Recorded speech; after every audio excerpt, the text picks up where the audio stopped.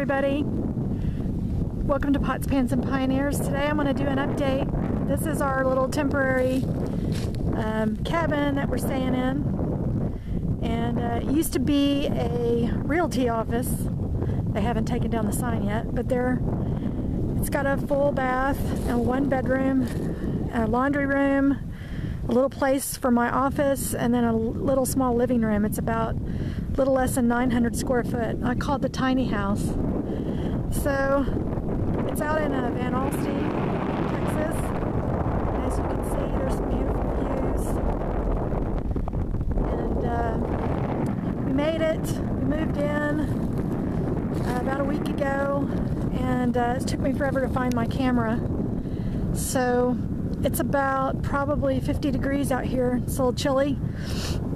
So let's go in and I'll give you an update on what's going on. Hey everybody, that was a little look at our cabin.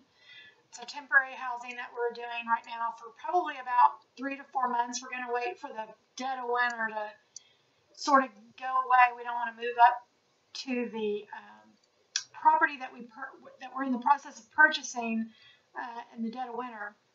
We're supposed to, our closing on the cabin and the 40 acres in the cabin is scheduled for January 3rd, and we're going to push that back. We want to do a land survey. In a separate video, I'm going to talk about maybe some things that y'all should look for when you're looking for rural properties and when you're actually moving from one state to the other and the different real estate laws that apply. This video, I'm going to give you an update on, or really just vlog or document what's happening with our home that we came from, and then what's our projected plan. Excuse me. About a week and a half ago, we moved into this little tiny house. I call it tiny house because it's very tiny. As you can see, that's the little small living room behind us. And, I know for sure for me to be comfortable, I couldn't live in less than the space that I'm living in right now. With the 2 dogs and 2 grown adults, I think a 400, 500 square foot tiny house probably isn't in my future. Not one that we would build or have for guests, but not one that I would want to live in, just because of you have to be really open to a lot of different how do I put it? You have to be open to a lot of different ways to rearrange your life and the routine that you have. And I get claustrophobic, so any really tight confined areas, what's great about this one is it's got a lot of windows. There's a window that you can't see. There's 3 behind me and only 2 that you can see. So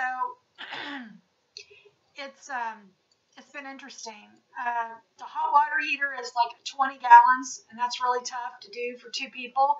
We have to schedule showers way away from each other, and when you're in there, obviously you don't get hot water for very long. So it's rearranging and mismanaging your life, finding an outlet to do simple things like dry your hair or, something like that. This is full electric. It's not solar in any way, and it's out in a rural area of Texas called Van Alstyne. And most all the homes out here are very rural, and they come with property. There's just no mountain views, or we might have looked out this way. So we're renting this place from a friend of a friend, and it sits on their property. They're a retired real estate agent, and he had this for his office and decided to turn it into a cabin. So we said it was all bills paid, and we just said this would be a great transitional home for us to move, to vacate the one we are, so that we could do the rest of our work and to get our house, completely sold, and then to go ahead and move on up to Arkansas. So the house that we came from, we were considering going through a company called Open Door, and we're still in talks with them, although things aren't going very well at all. And I think once I have a full experience from that company, I'll do a video on exactly what happened and all the things that people that are looking to do a business with Opendoor and sell a real estate property should know. So we'll do that at another time. But we're going to go ahead and do a traditional listing of our home with a realtor, and they're projecting that our home would sell very quickly on the condition that we do the remaining drywall repairs, the tape and bedding issues that we have had from our former foundation issue that was fixed. So we need to finish that so people don't think our house is it's got issues in it when you walk through. So and I'll probably take the camera over there because I'm going to do a final walkthrough once all the work is done. Just for me, I would like that memory of how we sort of improve that home, and y'all, you may or may not know, but I have lived in that home since 2003. I bought it as a single mother, and I was telling the realtor yesterday that house represents so many things to me, and it was an emotional purchase. I purchased it with my father, who's since passed away, and it's really tough, how a home can be an emotional thing. But what I do know is that there's something better along the line. I was telling J0 on Skype the other day that I think one of the reasons God puts eyes in the front of our head instead of the back is so that we can just move forward and try not to look back and regress and really find ourselves in a depressive mode. We really need to move forward, and our goal is to be completely debt free, and we're buying everything with cash. So it is our big desire that we move forward, and I just keep telling myself it's going to be worth it. It's going to be worth it, and not to convince myself, but to know that this is a home that we're going to is a home that my husband and I both really, really like. And he didn't pick my home. He moved into my home after we got married, and I didn't pick his home, and I wasn't going to move where he was. So this is something we've done together, and it'll be the first time that we're actually going to be living in a home together that we picked without any children. He has 3 and I have 2, and at any point we've had them living with us for whatever reason for very short periods of time, and then they're all out on their own now. So it'll be an interesting experience.